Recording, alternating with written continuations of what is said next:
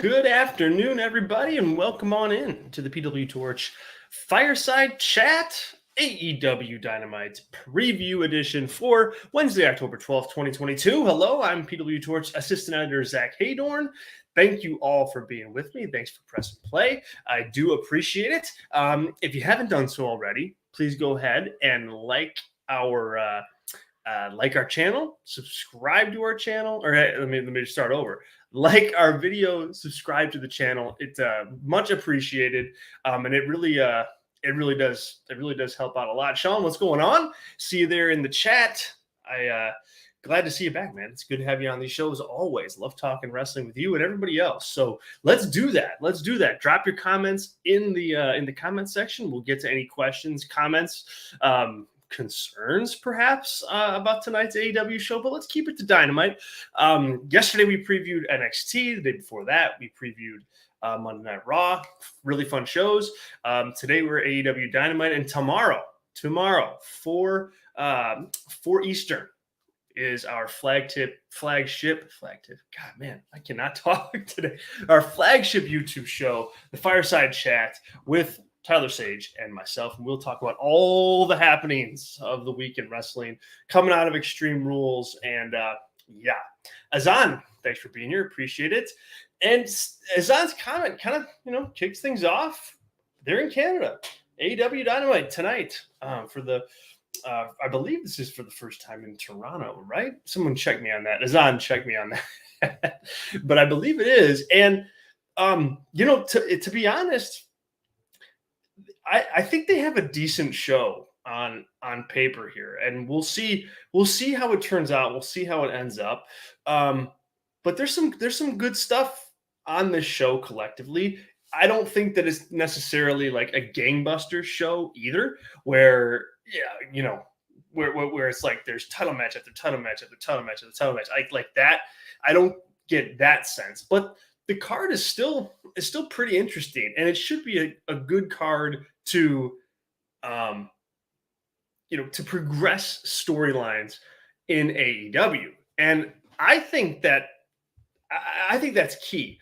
And so while this may not be the most newsworthy Dynamite, I think it's key that Dynamite is putting on a show like this one, which is very much kind of nuts and bolts, a construction type show. Yeah, like as I just said here in the chat, it's a roadblock show. It's a building block show.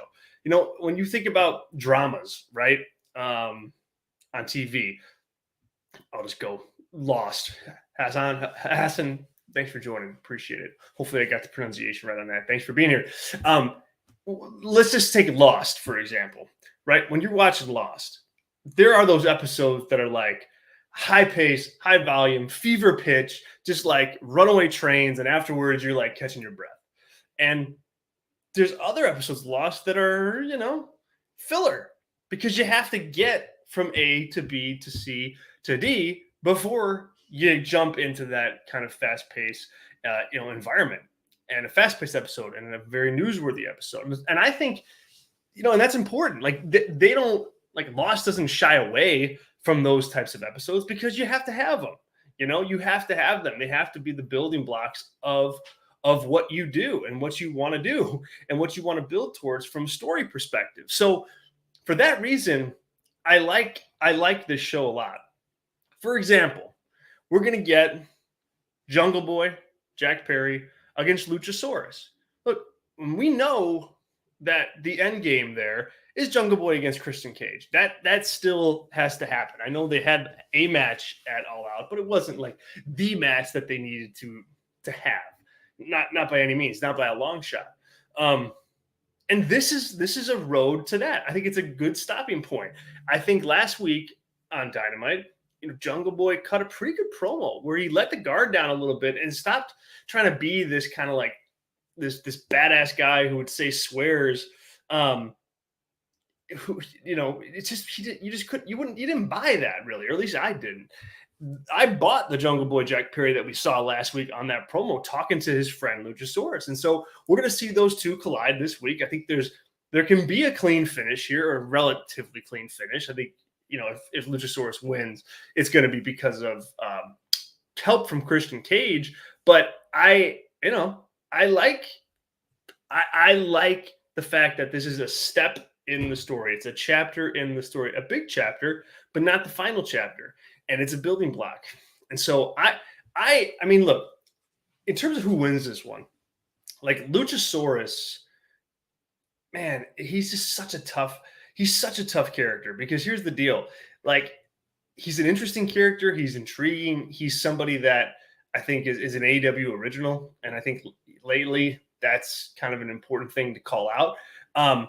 At the same time, though, I don't think that gimmick has like a high ceiling in AEW. I think this is probably it, like as far as how high it can go, gatekeeper wise. And so, but Jungle Boy, on the other hand, I think he has a lot that he can go get in AEW. And so for that reason, I'm putting Jungle Boy over. But the other reason I'm putting Jungle Boy over is that's like, it's part of his story, like part of his like redemption, finding himself story is to vanquish all the evildoers, like in that part of his life. And so that means beating Luchasaurus, and then that means beating Christian Cage. And so Sean, I know, you're kind of saying, hey, yeah, maybe Luchasaurus should get the win here. And I think that's, if he does, it furthers your point that you made later, which is it does get more sympathy on Jungle Boy. It does do that. No question. But to me, I'm kind of in the camp of like, I think we need to just see Jungle Boy be the hero here, and get the W and get the win, and then move on to Christian Cage and get that win too. And then hopefully, at that point, Tony Khan can decide, okay, well, all right, this is where we're going with Jungle Boy next. He's gonna, I don't know, be in the TNT Championship picture or whatever. Like, you kind of got to wait and see what his momentum is like coming out of that win. But that's the trajectory. I think you have to have your babyface make good on his promise, especially after last week when he's kind of pouring his heart out. To Luchasaurus. I think you got to have him make good. Yeah, keep Jungle Boy strong. Yeah, that's kind of where I'm at. Amos and Zach, welcome on into the show. The road to was pretty compelling, no doubt about it. So I like that match a lot. I think it's gonna be a good match. I also think, again, like I said at the top of the show, this is a building block. This is a building block and a piece of a bigger feud. And I really like that about this show, because it's up and down all around the show tonight, which is great. Let's move on to the women's tag team match. We've got the AEW interim women's world champion Toni Storm and Hikaru Shida taking on Dr. Britt Baker and Jamie Hayter. Okay, I'm not being snarky here. Zach, you're going to call me out for being snarky, but I'm not being snarky. It seems like we've had like this match like for the last like 4 weeks. And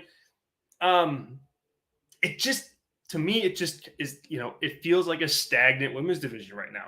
You've got the pieces there for something I think really important and really big in Saraya versus Britt Baker.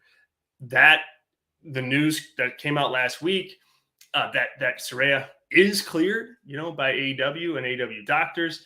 That's huge. That's a huge win. And like, if you stipulate to the fact that they're not rushing her back, or they're not seeing the doctor that cleared Tua from on the Miami Dolphins, and that it's she's legit, okay, then I think you go with this, and you're Tony Khan, and you're thrilled and you're happy. So that's where the women's division needs to go, if that's the case. Now, I wasn't a fan of the Saraya tease, the is she or is she not cleared thing. Not a fan of that, because I think it's just such a big deal. Like, I think it's just such a big deal. Like, if there was ever a time for like a major announcement, right? Like that, that was it. And so I think they missed the boat on that a little bit, just definitively clearing her, and her definitively announcing that she's clear and that she's ready to go and that she's going to kick Britt Baker's ass. Like, right? I think that's the way to go. However, you have this tag team match. As Zach points out, Sheeta got taken out of the previous match, so she's going to get revenge in this one. That's true, I guess. I mean, she will if they win the match. So, I mean, to me, this is kind of just there. It's kind of there, and it's just kind of symbolic, I guess is the word I'm looking for. It's symbolic of the women's division right now, which is just kind of there. It's kind of around. And so I think this match is going to be good, and I'm going to say that about all sorts of, things that happen on the show. The matches I think are going to be fine, but there's just really no context around it all right now. And so I'm not sensing that this is going to help that direction at all. Maybe this is all about Jamie Hayter. It could be, but man, I don't know, man. I don't think so. Like, they're working towards Saraya versus Britt Baker. And so now would be the worst time to turn Jamie Hayter, because you have Saraya there, who is going to be your top babyface. Regardless of what you do with Jamie Hayter.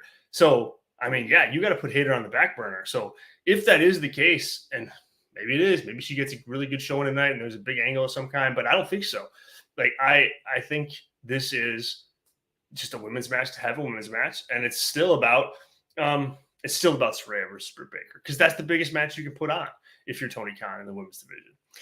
That said, we've talked about the women's division and this tag team match for a good, I don't know, maybe 3-4 minutes here. And we haven't mentioned Toni Storm's name once outside of me running down who was in the match. That's just not a good sign. It's just not a good sign. You don't want that from your women's champion. And like, it's been that way for multiple women's champions in a row, I guess not multiple. Thunder Rosa and now Toni Storm, because Britt Baker, obviously that was a really big run. And the last, I think, really relevant thing that's happened in the women's division. So, yeah, I'm going with Toni Storm and Sheeta tonight. Like, I think you have to put over your champion as the champion, as the best. Yeah, I mean, it's intriguing to kind of tell these little stories and these little nuances with Hayter and Britt Baker. But if Saraya is not at the show tonight because she's in England, as Zach mentioned here, this is a good time to just remind everybody that the champion is the best. This to me is Storm, pinning Jamie Hayter, to be honest. Pinning Hayter, 1, 2, 3 in the middle of the ring. That's it. You have to treat her that way at times. You don't want your champion being the second or third thought in a kind of a throwaway tag team match, which is what this is. And then you factor in Jade Cargill, and it's like, hey, then she even goes further down the pecking order. So this to me is paramount. It just is. It's just paramount to trying to make Toni Storm come across as a champion and as a star. Tracy, hello. Thanks for joining us. Really appreciate you being here as always. As you said here, it's hard to be a star when you aren't booked like one. And Storm, yeah, she's the champion, but she's not treated like the champion. She's not booked like the champion. She's not in the main women's storyline at this point. And so, but she needs to be. So tonight, I think is a good way, without Saraya there, to just remind everybody, hey, we got Toni Storm over here. She's the AEW Women's World Champion. Pay attention. And I think tonight's a good time for that. And I think Tony Khan knows it. I think that's exactly what we're going to see. Yeah, I mean, Zach, yes, she's been on TV. But, look, Ezekiel was on TV every week for weeks and weeks and weeks. But he wasn't, he's not a big star. right? Like, I mean, just because you're on, but look, being on TV is good. If you're Tony Storm, you're going, yes, I'm in, I'm taking it. So I'm going on that. I'm on TV. I'm gonna cash that check. But it doesn't mean that you're on TV in the most effective way possible. Like both things can be true at the same time. So, all right, let's keep it rolling here. Drop your questions in. The women's division is in a really interesting spot right now with Saraya. And yeah, Sean, that's a good point. Both of you guys have a good point. You know, if Storm's going to get the win, you know, you can have Britt Baker do the job, especially if she's going to kind of go on and move on to Saraya. You know, like I don't think she loses a ton there. Yeah, like you want her to be hot, but I think honestly, I think the women's division in general is so not cold, but just so directionless that, you know, I don't think anybody beating anybody really matters outside of the champion winning or losing, obviously. So, you know, in that regard, I think she's okay doing the job if that's what happens. Let's keep it rolling here. Want to address, let's talk about the AEW World Championship situation. So next week, AEW Dynamite is on Tuesday night, which is going to be super interesting. It goes head to head with NXT again. The Wednesday Night War moves to Tuesday night. The you know, and NXT had some really strong numbers coming out of last night's show. So I think it was 787,000 total viewers on average, and their biggest number of the year for sure, and even dating back into 2021. So, you know, that's a real interesting sign. A good sign if you're NXT, and a good sign that next week's Halloween Havoc is likely to do well, except that you have this AEW Dynamite show happening on the same night, and you have a big match on that show. You know, Tony Khan's not stupid. You know, he's loading up the show. Got to make sure that he doesn't lose NXT. So you have Jon Moxley against Hangman Page. Last week on the show, you had Moxley kind of get in Page's face, and like just remind Page that, hey, he's a dangerous guy, and that, you know, you don't mess with him. Like that's the last time you can kind of talk back to him, or else, you know, he's gonna get violent. And so, what are your expectations, you guys, for tonight? I mean, I hope that we see some kind of angle between these two. Like this notion that the match can sell itself just is, AEW's got to forget about it. And a lot of times we don't see like good hype and good kind of promotion and marketing of a match. I would just promote the hell out of this. Like I'm talking like in-ring promo, and I'm talking like, you know, something backstage, maybe a vignette of some kind. But I think you want an angle to kind of get this thing a little hot. Yeah, Sean, like a promo battle of some kind. That would be, I think is the best course of action here to build this match. Especially, look, you have Jon Moxley. The guy is just an incredible promo right now, always has been, but he's on a roll. The guy feels like your champion. He feels like your top guy.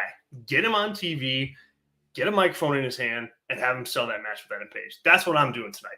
I think I'm keeping them apart as far as, you know, physically getting into a fight goes. I don't know that you want to touch that, but Moxley needs to be in that ring promoting the match, period. And so that's kind of what I expect in some way or another.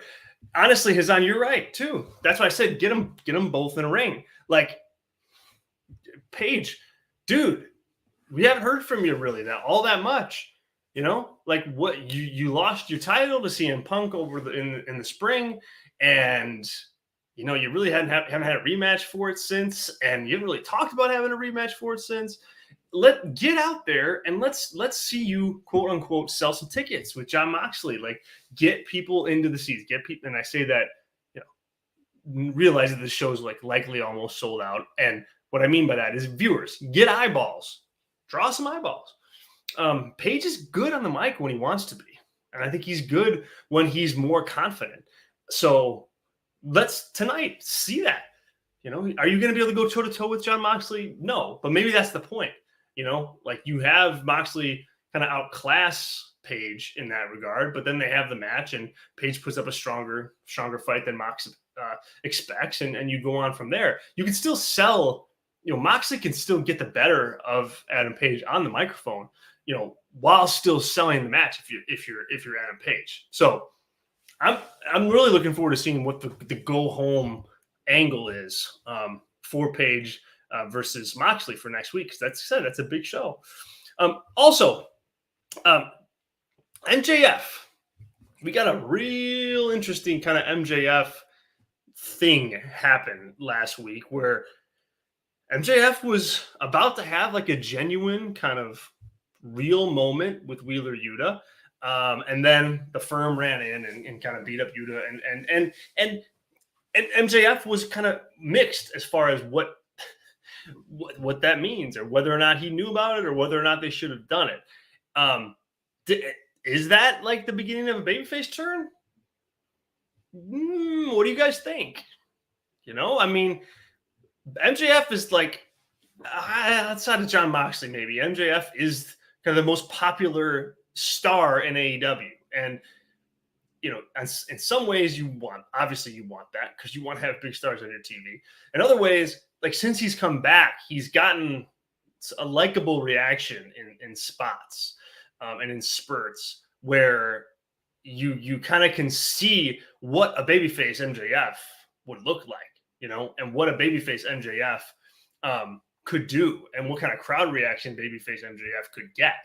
And so kind of knowing that, and knowing he's gotten that reaction, it's interesting that you see this angle here now, just because, it's so closely related and so close from a chronological perspective to MJF being cheered. So Zach, I'm going to jump to your comment here about this. So yes, it did feel that he turned babyface, and I think it's the start of a face turn, because normally MJF just immediately flips back heel if he's just pretending. Yeah, he does. He really does regularly. That has happened on a lot. So with that said, I think you can make an MJF heel turn or babyface turn work. The thing of it is, like, if you're going to do that, it has to be like a move where MJF is going to be like your guy. He's going to be the guy in the company that people want to get behind. I don't think you can hedge with it. Like, this is one of those moments where it's like, you've got to make you have to make a lot of noise so that the angle can get over and gives the audience the perception that it needs, which is this is a really big deal. And so I would just, have MJF turn babyface. He probably should have returned as a babyface because the crowd clearly wanted to cheer him. And so now you're in this position of, well, he's getting kind of cheers, and but we like him and we want to see him. It's a real bit of a muddy area. And I've said this before, but I thought MJF really did a nice job of walking that line so well about being popular, but also being hated. And now that line is muddy a little bit. But as Tracy points out, heels are meaner after flashes of compassion. It's like, and maybe that's what they're going for here, where they're going for like, hey, we're going to see this likable side of MJF, only to see him turn on that likable side and to try to get more heat again. Tracy, I think that's a good point. That could very much be on the horizon. But I guess how I bottom line it is, like, if you're Tony Khan, you're looking for a big homegrown star at some point, right? Jon Moxley's not going to be around forever. Bryan Danielson's not going to be around forever. Kenny Omega's not going to be around. Like, you have to have that next guy to kind of carry your company or group, of talent. And man, MJF is, to me, he can be that guy. I mean, he got such a big reaction. I was in the building at All Out, and you had this just big bad heel in MJF opposite like Chicago's guy in CM Punk, and MJF's getting major cheers. Like that stood out to me. That tells me that a babyface run for MJF is in the cards if Tony Khan wants it. And I think he's a better heel overall. Sean agrees, but sometimes you got to go with the. Sometimes you have to go with the reaction that you're getting, and so be it. and taking a run.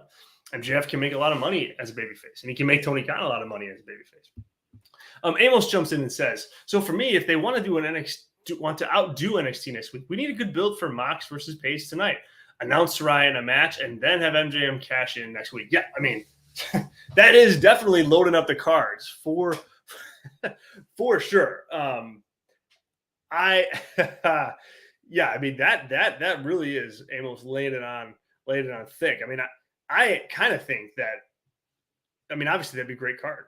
People would be into that, and Paul Levesque is going to have a problem if Dynamite next week has all of that on it.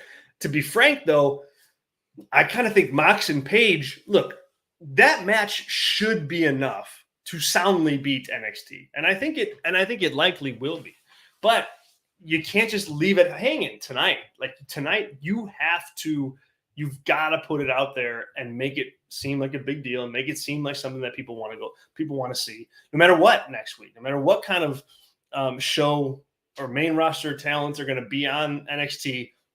Not the point. You got to watch AEW Dynamite because you got to watch Jon Moxley versus Adam Page. To me, those are the stakes of tonight. That's what's on the line as far as that match goes tonight.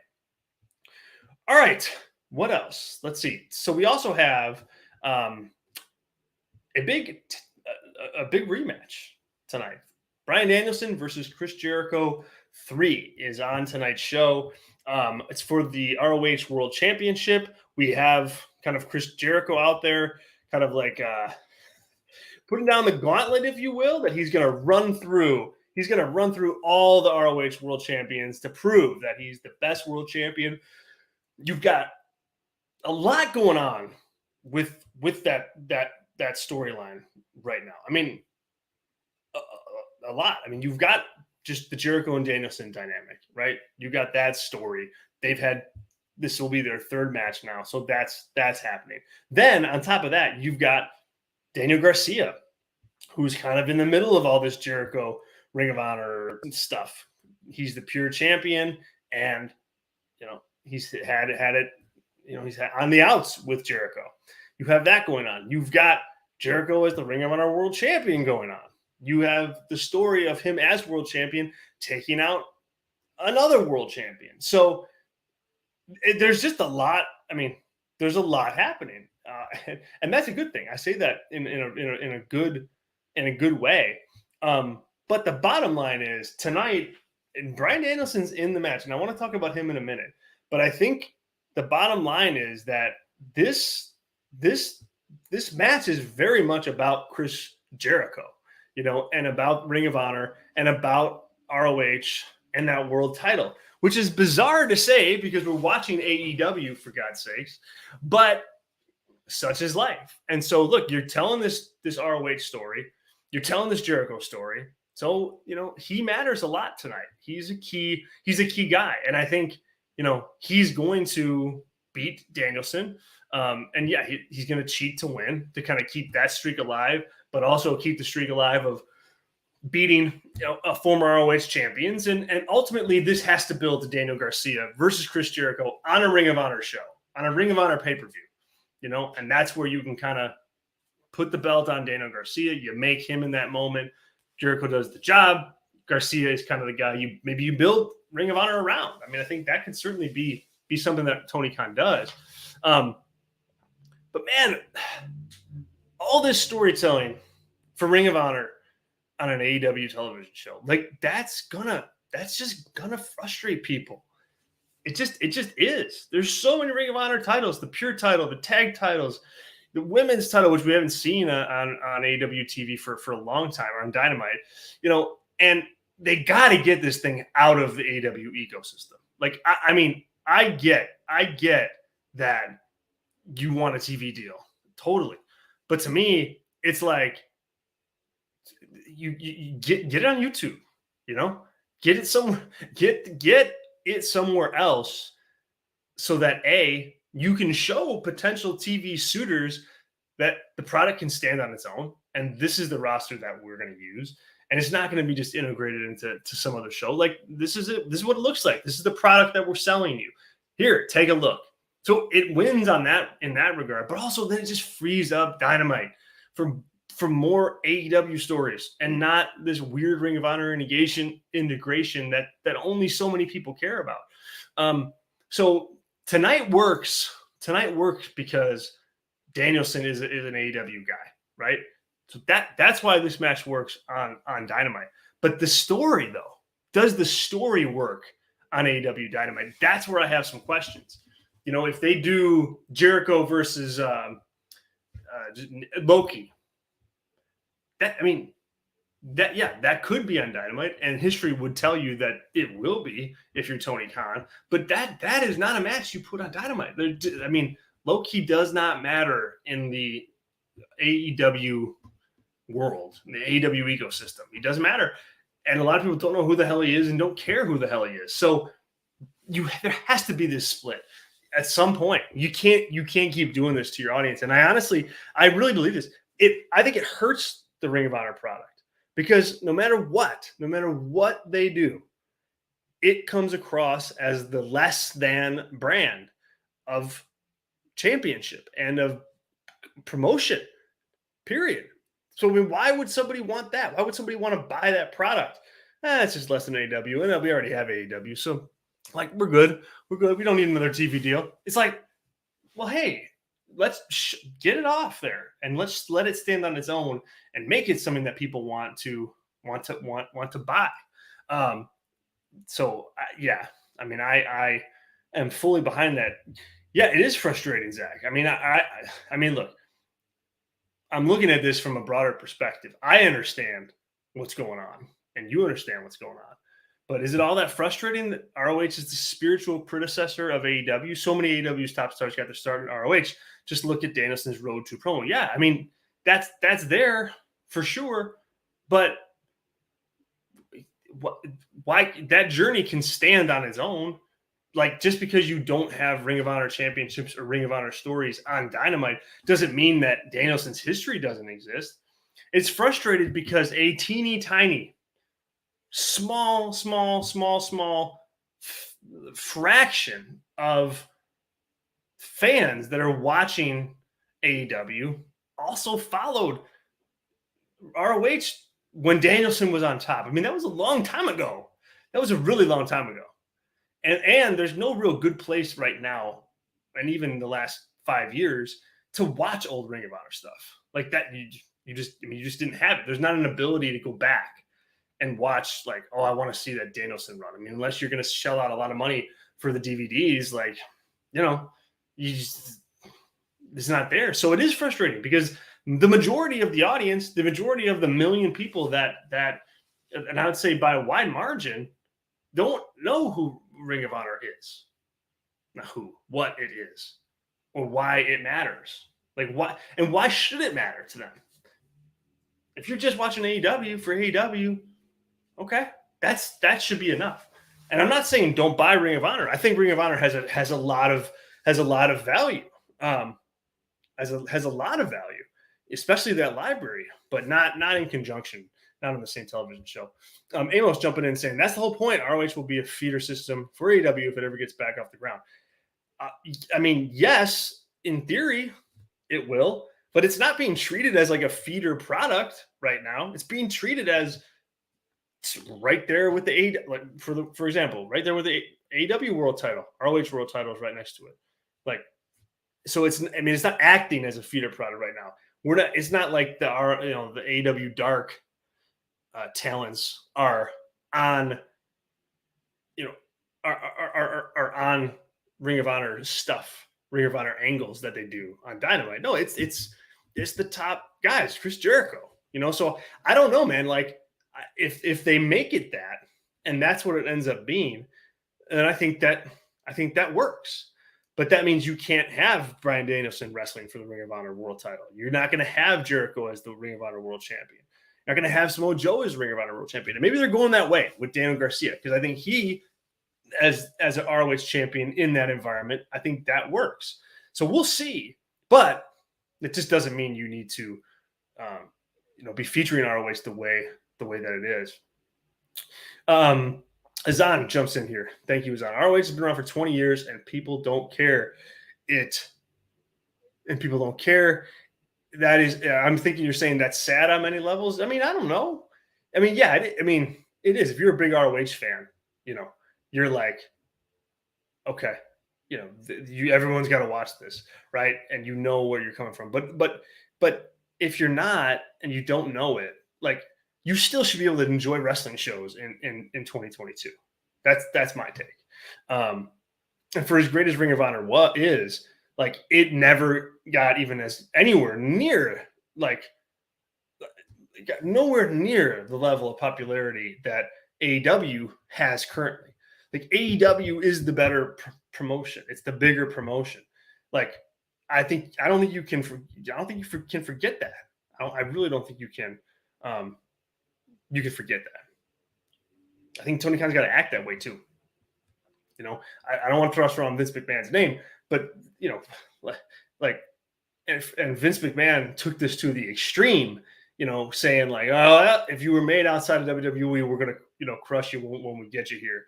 Like, you don't have to do that. There is a middle ground there where you're not sacrificing your own company, but you're not, completely burying others and other talent from others either. There is a middle ground there, and I think Tony Khan has to find that. At least until he gets a TV deal, and then you operate ROH completely independent. Okay, so as far as tonight goes, though, I mean, this is Chris Jericho's going to win, and I think he's going to win. He's going to cheat. He's going to win. We'll get some drama between him and Garcia, maybe even a full-on kind of angle, and then we go from there and see what's what. All right, a couple more matches that I want to make sure that we touch on here. We've got Pac against Orange Cassidy for the AEW All Atlantic Championship. Another championship without context, another championship without a lot of meaning. Pac and Orange Cassidy have history, obviously, and they always put on really good matches. But again, what does this title mean? Why does this title matter? How is it different from the other titles? Nobody knows, and that's why I think nobody really cares. It's gonna be a good match, but that's all it's gonna be. All right, and yeah, and Sean, I agree. We've seen this match a lot, and with a title that just doesn't matter, it doesn't make it any. To me, it doesn't make it any better. All right, last but not least, then we've got Billy Gunn. Billy Gunn against Swerve Strickland. I'm looking forward to seeing how this goes. I really am. I think, Strickland has shown just flashes of being such a good heel. Like, I liked the promo last week where he comes out and, you kind of buy what he's saying, because like, about whatever, like comparing the scissor thing to the crotch chop suck it thing from DX, and like, kind of acting as like the moral compass of AEW and like the moral compass of parents watching. That's Steve said. Yes, I suppose it is. Yes.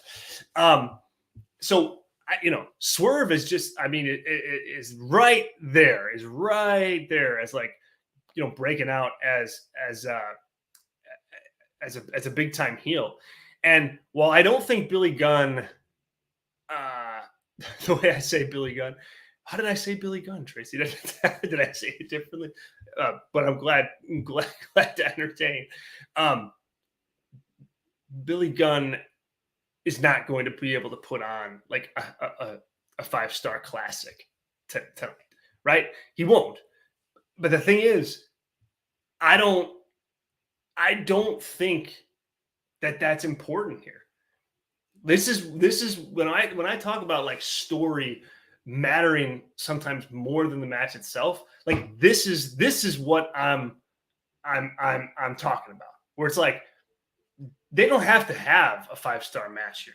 They not even close. They have to tell a good story, and Billy Gunn, daddy ass, is over right now for some bizarre reason that I'll never understand. I don't want to get into that, but he's over. The fans are behind him today, and so I think that alone that's the reason to watch this match. Like that reaction and that like strong babyface in Billy Gunn versus that strong heel in Swerve, and bam, they're going to collide head on. With the tag title situation hovering right around that. They're clearly building to a rematch, a Swerve and Our Glory against the Acclaimed at some point. That's going to happen. So I'm excited to see how this goes, to be honest. Like, I hope what my fear and where I think that this could take an absolute nosedive in terms of effectiveness is if this turns into like a comedy, like just kind of goof off time for Billy Gunn, like then I think that they've hit the wrong note with it. Like, to me, this has to be about Billy Gunn wanting to win the match. It has to be the one about Swerve just really wanting to beat him, and punish him kind of for getting involved in the tag team match and costing him the tag titles, as he says. But I don't want to see too much comedy here. Like the scissoring stuff like that. That's not what I mean. I want to see Billy Gunn just take this seriously more than anything. You can still do the scissoring thing, like whatever. That's a part of this, and you ride that out. You sell t-shirts and you sell merch and you just ride that out until you can't ride it anymore. It's mainly like the tone. I want Billy Gunn to have a serious tone on the show and during the match, so that Swerve stays hot as a heel, and really the angle and the feud between both teams is not a comedy feud, that it's still a feud over tag team titles in AEW that matter a whole hell of a lot. I think that's the goal. That's what you're looking for. And I think they can deliver. I mean, I think they have an environment where they can, that they can deliver on that. So we'll see. We'll see how it goes. That's the show. That's the show tonight. So like I said, it's a building block show, but I think it's an effective one. And I look, I'm an advocate for these. You got to have these if you're Tony Khan. It cannot be just trains speeding down the track at full speed all the time. Can't be that. And I think this is a good setup for next week. Jon Moxley and Hangman Page have to deliver. If they do, I think they're in line for a big win on Tuesday night next week. There we go. 44 minutes, guys, of previewing AEW. Thanks everybody for being here. Sean, Amos, Tracy, Zach. Who else joined us today that I missed? Azan, thank you. Anybody else here? Let me just scroll on. I don't want to forget anybody today. I think that's everyone that chimed in. But to everybody who watched and listened, and to folks who are going to watch this after the fact, I appreciate it. Do us a favor, like the video, subscribe to our channel if you haven't done so already. We're growing leaps and bounds, and I think we've created a fun environment here to talk pro wrestling on a daily basis. We are live every day on this channel, Monday, Tuesday, Wednesday, Thursday, Friday, and during all WWE pay-per-views. So keep it locked here, and like I said, subscribe, follow me on Twitter, boop, right there. I appreciate it. We will be back tomorrow, 4 p.m. Eastern time, for the flagship episode of the Fireside Chat, and Tyler Sage will be with me. Join us again. Guys are talking Renee Young, Renee Paquette in the chat. Will she or won't she show up tonight? I don't know. There's news reports out there. I believe it's on PWTorch.com too, about her potential return to wrestling. So check that out. We don't want any spoilers though. Thanks for being with us. Be with us tomorrow, 4 p.m. Eastern, here for the flagship show. We'll catch you guys next time. Enjoy Dynamite tonight.